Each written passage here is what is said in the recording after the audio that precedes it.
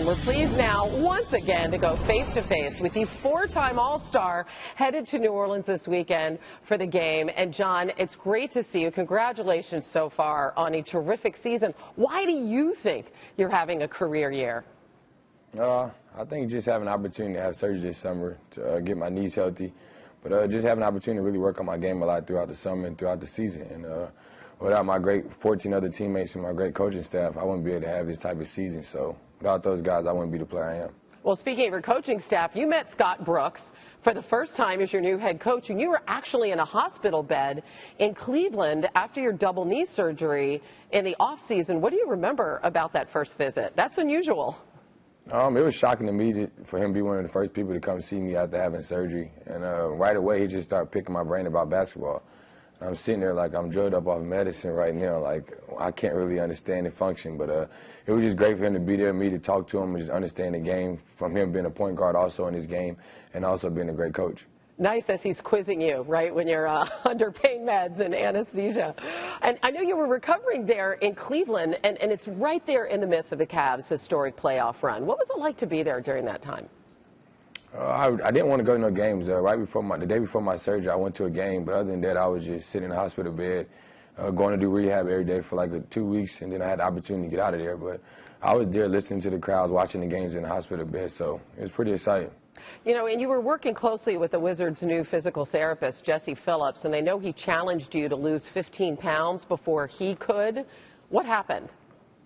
I had to dedicate myself. I had to put some snacks away, really adjust to the diet that he wanted me to be on to get down to where I wanted to be for the season. It was tough. There was days I wanted to quit. There was days I was like, why am I doing this? What is the point? But it's all paying off, so I think this is a big opportunity and a more deserving All-Star than my other three. So what was at stake? What was the bet you guys had?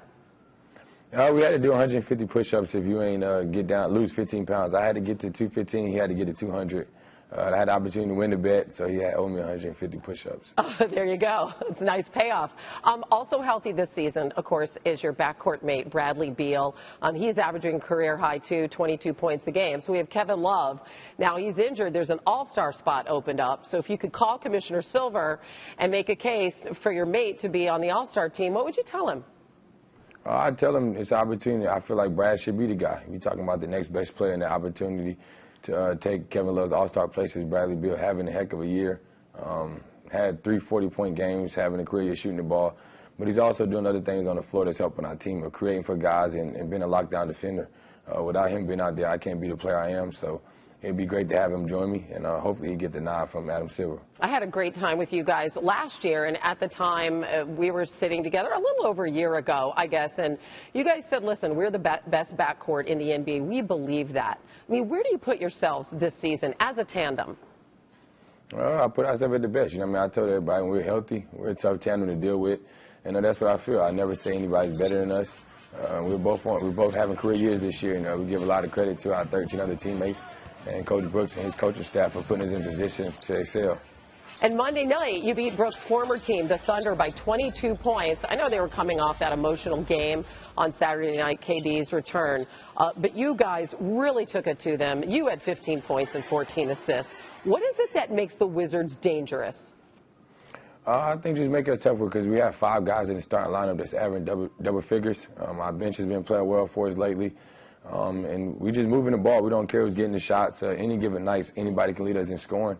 And throughout that midst of things, I probably took 1 or 2 shots. It doesn't matter to me if I'm averaging a lot of points, but as long as I'm setting my guys up and we're making the right plays and defending on the other end of the floor, I'm fine with that.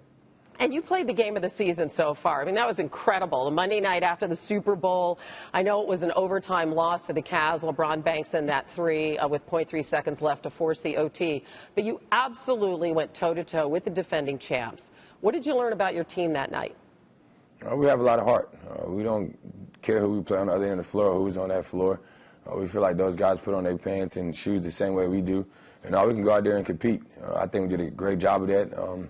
Felt like we had the game won. It was just one of those shots that went in, and we lost the game in overtime. But just to see us there, I think a lot of people respect us now and understand what our team is capable of.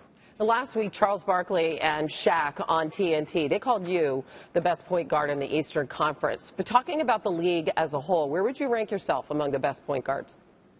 I feel like I'm the best. Like I said, I can't put nobody ahead of me. I'm having a heck of a year. I just think I'm one of those point guards that does it all. Defend, rebound, assist, steals.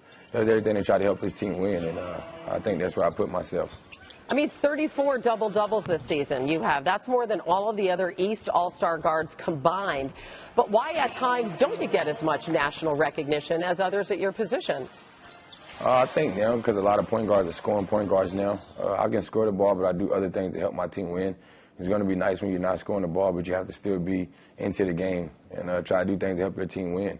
And I think also you just got to win. When you're not winning, you don't get that national attention. And we've been doing a great job of that of winning lately. And we just got to stay humble and hungry as a team, and success will keep coming. A recent SI article called you a supernatural passer. So if I'm your teammate, what do I expect from you? You might expect something spectacular from game to game. It's probably a highlight waiting to happen. And I just try stuff. I go with the instincts of the game and the flow, and just try to make a great play. But it wouldn't be a great assist if my teammates don't knock down the shot. Well, you said before the season, John, success for the Wizards would be winning 50 games. You're right on pace for that. And certainly we applaud you for your efforts so far. It's always a pleasure to talk to you. Hope you have a great time in New Orleans. John, thanks. Thank you so much.